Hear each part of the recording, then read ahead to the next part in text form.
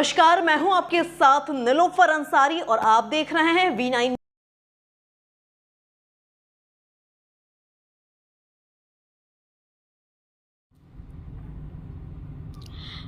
पोषा प्रदूषण के 5 प्रकार हैं। उनमें से एक है वायु प्रदूषण।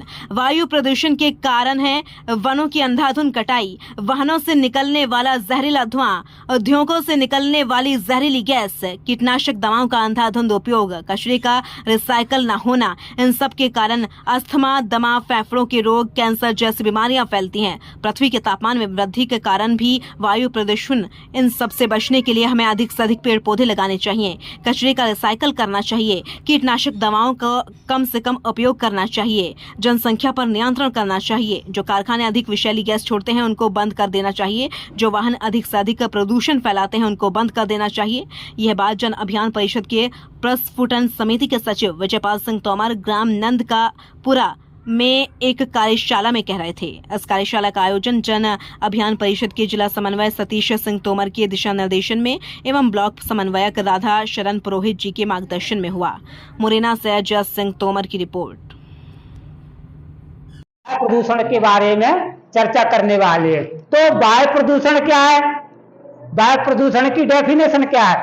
जब स्वच्छ वायु में रसायन, विषैली गैसें और जैविक पदार्थ और कार्बन डाइऑक्साइड की मात्रा वायुमंडल में मिल जाती है तो उसको वायु प्रदूषण कहते हैं। दूसरे प्रकार से ऐसे भी कह सकते हैं कि वायुमंडल में किसी गैस का कम होना या अधिक हो जाने को वायु प्रदूषण कहते हैं। अब वायु प्रदूषण के कारण क्या है?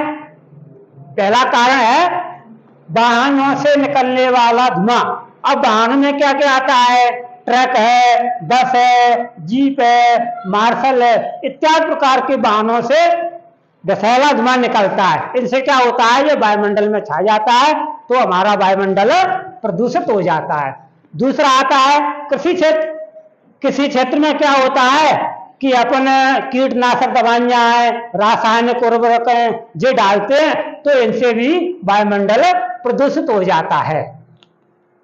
कल कारखाने या औद्योगिकीकरण, कल कारखानों से भी वायुमंडल प्रदूषित होता है। इनमें से विभिन्न प्रकार की जहरीली गैसें निकलती हैं जो वायुमंडल में छा जाती हैं। इनसे भी वायुमंडल प्रदूषित होता है। बढ़ती जनसंख्या सबसे मूल कारण है वायुमंडल का प्रदूषित होने का, बढ़ती जनसंख्या। भारत जैसे देश में बहुत करोड़ों की संख्या में जनसंख्या प्रतिवर्ष बढ़ जाती है। इससे क्या होता है तो अपन क्या करते हैं, अपन प्राकृतिक संसाधनों का दोहन करते हैं, शोषण करते हैं, इससे वायु प्रदूषण बढ़ जाता है। जंगलों की अंधाधुंध कटाई, मानव एक स्वार्थी व्यक्ति है, स्वार्थी होने के नाते तो वाहनों को अंधाधुंध कटाई में लगा हुआ है अपने लाभ के लिए। अब ज्वालामुखी का फटना, कभी कभी क्या होता है कि ज्वालामुखी भी फट जाते हैं, उनमें से क्या होता है लावा निकलता है, जहरीली गैसें निकलती हैं तो वायुमंडल में छा जाती हैं। इससे भी वायुमंडल प्रदूषित हो जाता है। अब वायु प्रदूषण के स्रोत क्या है? यही स्रोत हैं जो कारण थे, वो स्रोत हैं मानव निर्मित स्रोत। मानव निर्मित स्रोत में क्या आता है कि मानव कोई लकड़ी जला रहा है, कोई कोयला जला रहा है तो इससे भी वायुमंडल प्रदूषित होता है। कल कारखानों से निकलने वाला धुआं, चाहे लोहा का उद्योग हो या कपड़े का उद्योग हो या कोई बिजली संयंत्र का उद्योग हो, उनमें से भी धुआं निकलता है तो वायुमंडल प्रदूषित हो जाता है। आधुनिकीकरण, आधुनिकीकरण में क्या होता है कि आधुनिकीकरण में विभिन्न प्रकार का अवशिष्ट पदार्थ है वो निकलता है। तो निकलता है तो वो क्या होता है कि अपन शहर के बाहर डंप कर देते हैं, फिर उसको जलाते हैं तो इसमें से विभिन्न प्रकार की जहरीले गैसें निकलती हैं तो उससे भी वायुमंडल प्रदूषित होता है। अन्य गैसें भी होती हैं जैसे मोनो कार्बन डाइऑक्साइड है, नाइट्रोजन डाइऑक्साइड है, सल्फर डाइऑक्साइड है और कार्बन डाइऑक्साइड है। इनसे भी वायुमंडल प्रदूषित हो जाता है। अब वायु प्रदूषण से दुष्प्रभाव क्या पड़ता है? पहला दुष्प्रभाव यही पड़ता है कि इनसे विभिन्न प्रकार की बीमारियां फैलती हैं, जैसे अस्थमा, दमा, कैंसर और त्वचा के रोग, अंधापन, इस प्रकार की बीमारियां फैलती हैं।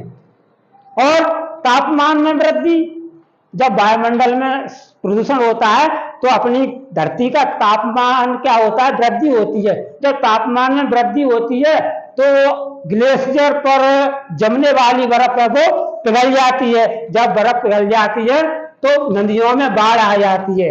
अगर यही स्थिति चलती रही तो वह दिन दूर नहीं होगा कि एक दिन पृथ्वी पूरी हमारी पानी से जलमग्न हो जाएगी। अब अम्लीय वर्षा, अम्लीय वर्षा में क्या होता है, जैसे कार्बन मोनोडाइऑक्साइड है, नाइट्रोजन डाइऑक्साइड है और सल्फर डाइऑक्साइड है, जो वायुमंडल में घुल जाती हैं। तो जब वर्षा होती है तो घुल करके क्या होती है, पेड़ पौधों पर और हमारी जो इमारतें हैं उनको प्रभावित करती हैं। ऑक्सीजन की कमी आ जाती है, जब पेड़ों की अंधाधुंध कटाई होती है तो क्या होती है, ऑक्सीजन की कमी आ जाती है।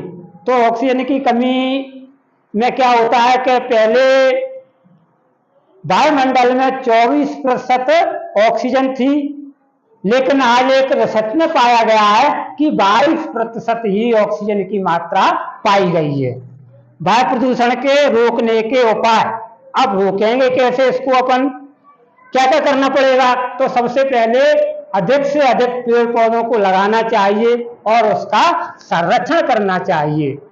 जनसंख्या पर नियंत्रण करना चाहिए, जो जनसंख्या बढ़ रही है उस पर नियंत्रण होगा, तो नियंत्रण होगा तो हमको कम प्रोडक्ट की आवश्यकता होगी, कम कारखानों की जरूरत होगी, कम कारखाने होंगे तो कम वायुमंडल में वायु प्रदूषण होगा और कारखानों को बंद करने देना चाहिए। अब जो अधिक से अधिक जो प्रदूषण फैलाते हैं कारखाने, उन कारखानों को बंद कर देना चाहिए और जो इनकी आवश्यकता है उन कारखानों की चिमनियां ऊंची होना चाहिए। पुराने वाहनों को बंद कर देना चाहिए। पुराने वाहनों को क्या है कि पुराने वाहनों में विषैली ज्यादा वायुमंडल प्रदूषित होता है, इसलिए उनको बंद कर देना चाहिए और अवशिष्ट पदार्थों का रिसाइकिल करना चाहिए। और क्या है कि प्लास्टिक और पॉलीथीन का उपयोग नहीं करना चाहिए, कपड़े के थैले का उपयोग करना चाहिए, सौर ऊर्जा का उपयोग करना चाहिए, जैविक खाद का उपयोग करना चाहिए और लोगों को समझाना चाहिए कि वायुमंडल से प्रदूषण होने से क्या क्या प्रभाव पड़ते हैं। इस प्रकार से हम वायुमंडल को प्रदूषण होने से बचा सकते हैं।